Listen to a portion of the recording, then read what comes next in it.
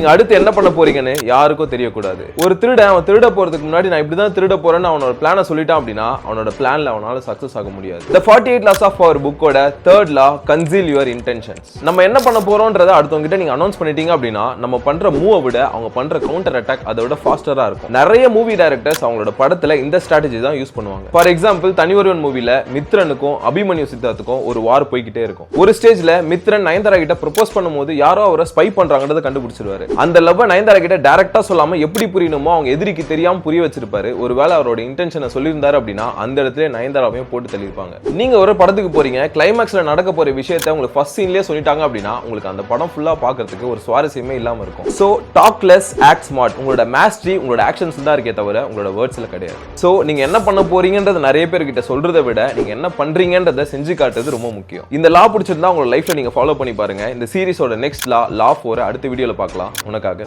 ஒருவன்.